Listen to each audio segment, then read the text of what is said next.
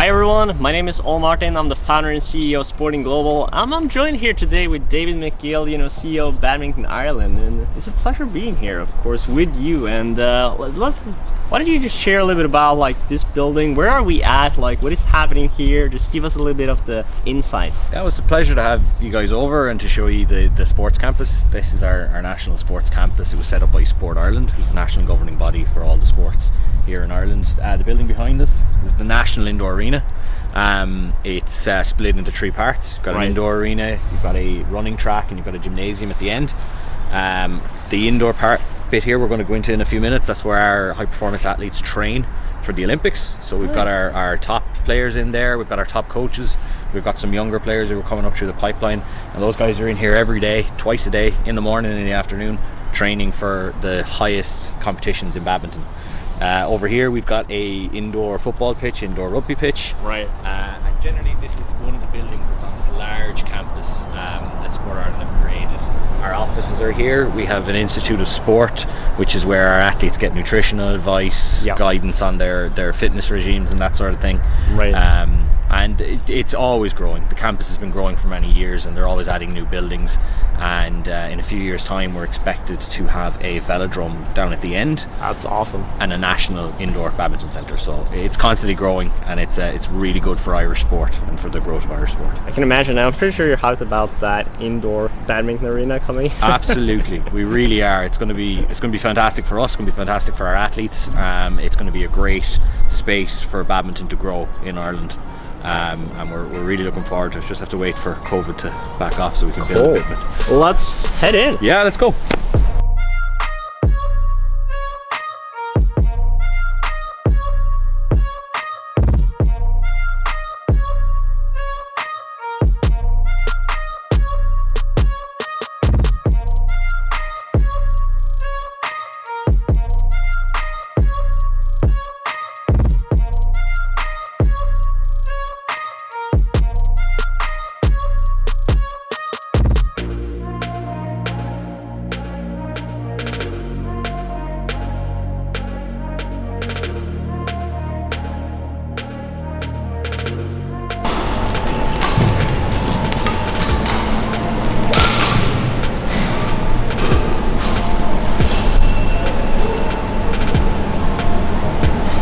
So tell us a little bit about what are we actually seeing here on the field. Who are the players? What is it kind of I guess, a daily happening? You're talking about full activity every day. Just give us a little bit insight of what do we see on the field? Okay, so we've got four courts in use right now. Athletes, a mix of athletes who are our high performance athletes, and sparring players, so our players who compete with the high performance athletes, keep them training, keep the intensity up. You can see here on one of the courts we have one player on one side and two on the other. That's a standard training practice where you have two players compete against one. It's to increase the intensity, to have more movement on court, to keep them playing, keep them competing at a high level. You've got some coaches down here at the end who are giving some technical advice to some of the younger players in terms of how they hit. So you can see there that's one of our high performance coaches, Sam McGill, who's doing a technique called multi-feeding. So he's hitting multiple shuttles across the court quickly, in quick succession, trying to get the guys to hit them at different angles.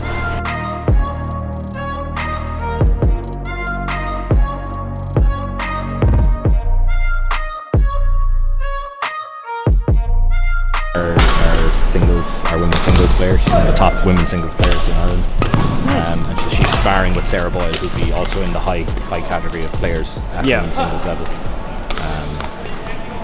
What are kind of I guess the age groups that are practicing here? I see obviously there's some young talents, there's some key leaders in the badminton field. Just tell us a little bit about the variety of players, and also I guess where they're coming from. I think that's also an interesting because you absolutely do have some talents abroad coming, practicing, sparring. Yeah, absolutely. I will, like I said, Rachel's from Northern Ireland. So she'd be from another part of this country, but she's an Irish player. Sarah's from here in Dublin. Okay. Local, absolutely, yeah. We have a few local dubs here. Awesome. On the next court beside it, we actually have quite a diverse mix. So we have Johnny Dolan, who's from the west of Ireland. He's a men's singles player. Yeah. And he's sparring with Yao. And Yao actually comes from us from Malaysia. Right. Yao would be a very, very, very high level men's singles player. And he's actually wanted to come to Ireland to work with our high performance centre for 12 months as a sparring player. Interestingly, he won one of our competitions last year, which was one of our high-end competitions. Nice. So that's put him on our radar, and he works quite well with the high performance team. So we're very happy to have him here, and the guys are very happy to have him sparring with the players. Right. At the far end, then you have two locals. So you have Vincent.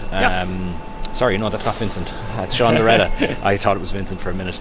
And you have Paul Reynolds. They're both from Dublin.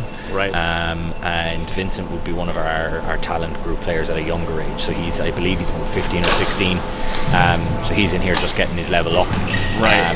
Paul would be in his early 20s, and he's a high performance athlete. So he's a full-time athlete. He's funded by Sport Ireland, and he's paid to keep training and playing regularly to keep his level up. Right. And as I said, Sam is doing the multi-feed with them. Sam used to be a former player in the system, but he's come on as a coach, and he's from Donegal. He's actually Rachel's uncle. So there are some family connections in here. So that's all the players we have on court today. Right. We would normally have a larger group Yeah. on court, but a lot of them are away in competitions. Yeah. So Nat Nguyen, who's our top men's singles player, he went to the Olympics in Tokyo recently. Nice. He's competing in Swiss at the moment, so he's in Switzerland competing, and hopefully he'll do well, so it means he'll be gone for the whole week. If he doesn't do well, he'll be back early, but we expect him to do quite well. Paul was meant to be there, but his partner Josh unfortunately has COVID, so he's missed out. Yeah, so he's like a double. He's a doubles player. Yes, Yeah, I should say that he's a men's doubles player as opposed to a singles player. Yeah. And you can see that through the training he's doing there. He's doing a lot of high lifts. He's jumping at the back court. Right. That's a standard exercise for the doubles players. Sam would be a doubles player, so as a coach, that's his speciality, is to coach in doubles. So let's talk, I guess, a little bit about the differences of like, I guess, playing style of badminton for those that don't know. Obviously, there's singles, there's doubles. I guess, like, for like, I guess, splitting into age groups, like talent levels and also, I guess, a little bit, because I think it's interesting for people to know as well, like, what kind of level, I guess, is Ireland in terms of badminton compared to, I guess, internationally. International. Sure. Yeah. Well, our structures are, we start players at a young age, and our pathway starts at under 11s. Right. And we have competition structures then at under 13s, under 15s, under 17s, and under 19s. And then you're into senior competition, which is where a lot of these guys are at the moment. Right. So once you're in here with us, you've been identified by the guys, the coaches, as having a talent. You've hit some criteria that we set to make sure that you're at a level to compete in here, and then you're in our training environment, which is our high performance training environment. We've grown a lot in the last number of years. 8 or 9 years ago, we would have only had maybe 1 or 2 courts, only a handful of players, but as you can see, we're up to 4 courts now. Yeah. We've 3 coaches instead of 1, so the system has grown a lot. Right. Ireland has competed better and better on the world stage. We wouldn't be a top country for competing in badminton yet. Yeah. Denmark in Europe would be one of the best countries, and they have one of the best structures. Big sport in Denmark. Internationally, outside of Europe, China, Malaysia, Indonesia, those countries are very, very, very good, and badminton is one of the top sports in those countries. So if you're one of the best badminton players in those countries, you're a superstar. And it's very different culturally when you're over there versus when you're here. Right. That's why we're delighted to have players from Malaysia, from Indonesia that come coach with us, train with us. It helps bring our players' levels up. But we do compete well. We compete well in Europe, and our players are getting stronger. Nat, who's our top men's singles, as I said, he is in the top 30 in the world for men's singles. So we hope that he'll keep going, and we expect him to get into the top 20 in the next 12 months. So let's talk a little bit about the future, I guess, in a sense, and leading up to like the Olympics 2024 in Paris. Yes. Like, what is your expectations from like a badminton result, or I guess expectations about the future? So Olympics is far away now, but it's also quite close, and it'll come around really quickly. We've made some drastic changes this year to improve our strategic chances, I suppose, at competition. We've brought on 2 new coaches. and we focus more on some of our talent players who are going to come through the system. In 2024, we would expect Nat to qualify, and we've given him a target of reaching the quarterfinals. Nat's still quite young. He's got a long career ahead of him. We'd love to see him win a medal, but we're realistic. It's very difficult to win a medal at the Olympics, and within this cycle we'd hope to see Nat win medals at European level, maybe even world level, and maybe in the next Olympic cycle before LA to target a medal. We're also hoping that some of the other players here might qualify. We'll have a men's doubles partnership who will try and qualify, and we'll have Rachel in the women's singles who'll try and qualify. Those are our hopes for the next Olympic Games. But we have a lot of young, strong talent coming through, particularly in the women's singles front. We have some girls who are competing at under 17, yet they're under 15 and they're winning. So we have some players who are producing very, very, very high results at a very young age, and we plan to invest in those players, and hopefully they will come through the system, they'll stay in the system, and maybe be future potential for 2028 or even 2032.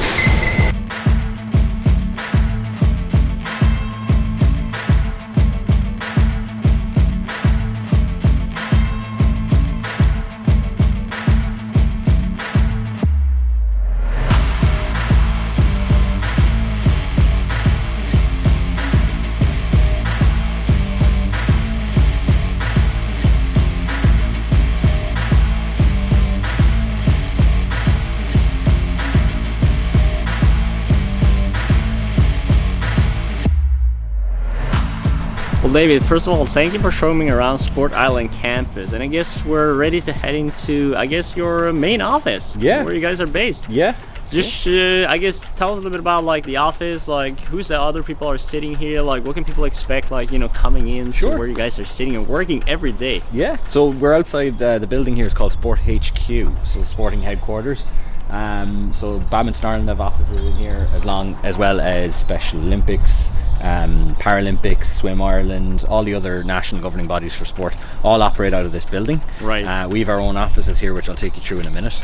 This building was built in 2013.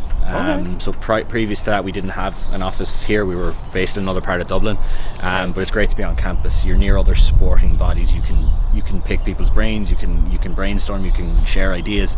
So it's a very inclusive environment, and there's a variety of different people from different backgrounds working in this building. As I said, the campus is due to expand. They need more office space because more governing bodies are coming to the campus, which is really good. Awesome. But yeah, this is Sport HQ. So if you want to get in, I can show you a bit more about. Let's do it. Yeah.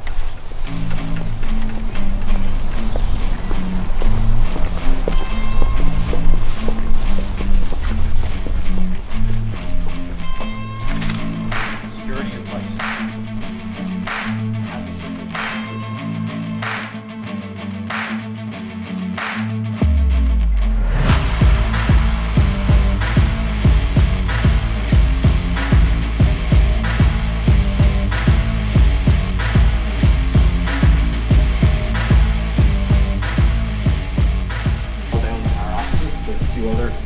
Halls that take you to various different bodies, and the campus and Sport Ireland have put up some really good photos of different athletes training. So this is Chloe, who's retired this year, but she went to 3 Olympic Games, and she's being coached by her brother Daniel, who's our high performance director now. So this was an older photo. This is in Baldoyle, which was one of our older training centres.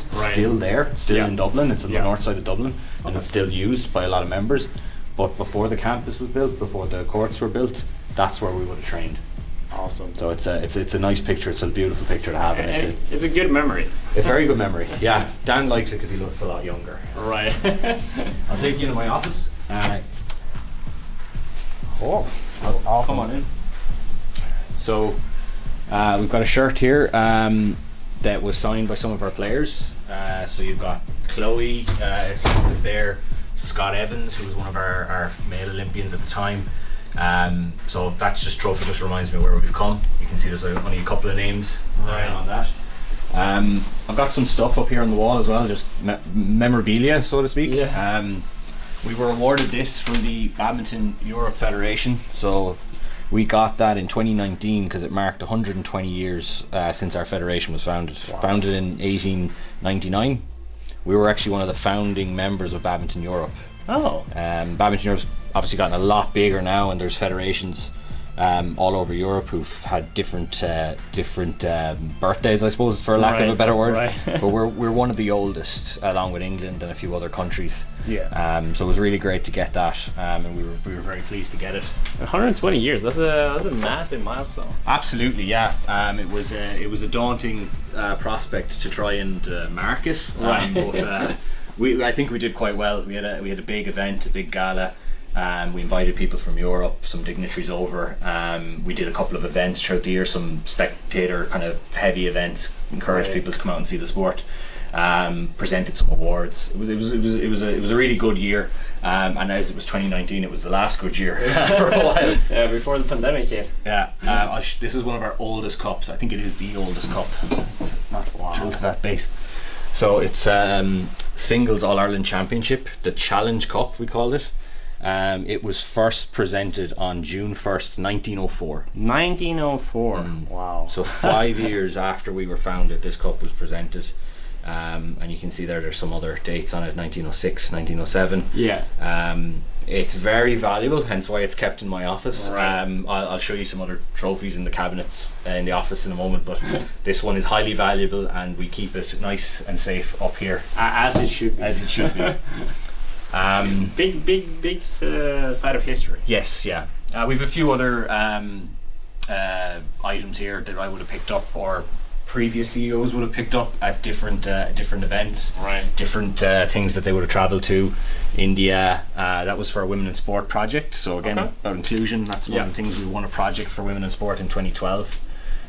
We've a couple of other cups that are not quite as old as the one we just looked at, but are still very old and very, very valuable, and hence why they're left up here. Yeah. And I'm running out of space, but the last thing I have here recently is from Tokyo 2020. It's a little bit more recent, but a little bit more recent, but nonetheless valuable. So that was presented to me in advance of the games. At that time, they were still going to take place in 2020. Right. But it's a nice piece of memorabilia, and we're just trying to find a nice place to put it. Right. You'll find that in no time. Another thing we put together recently was this. Again, this was part of our 2020 anniversary. Yep. We did an inaugural graded international tournament, so it was the very first one.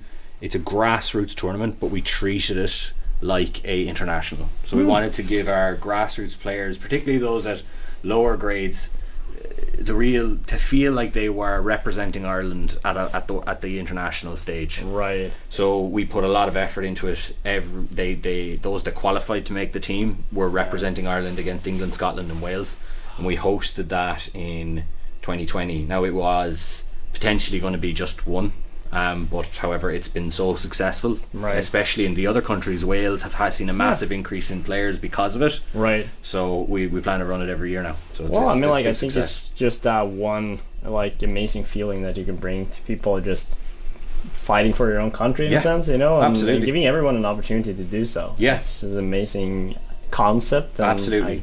I'm not surprised you see a lot of growth in that. Yeah, absolutely. It's all about inclusion and making them feel part of the sport at a high level as well. Right.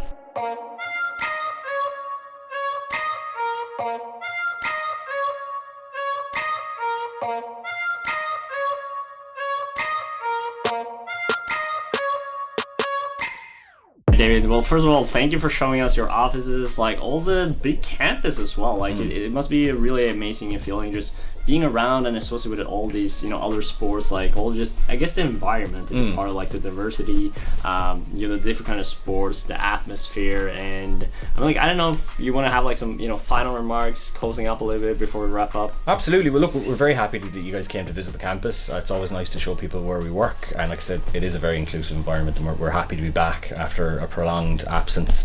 Badminton Ireland's growing. We've a lot coming online this year, new strategic plan, so if your audience is interested, badmintonireland.com, or we've presence on all the social medias as well, so you can find us there and you can see what we're doing. Awesome. Well, thank you, David, and for all of you there, make sure to subscribe, follow us, and sign up at sportingglobal.com. It's free. Connect with David, connect with Badminton Ireland, see what's coming up there. There's a lot of cool stuff coming, so check that, and as always, vi snakkes.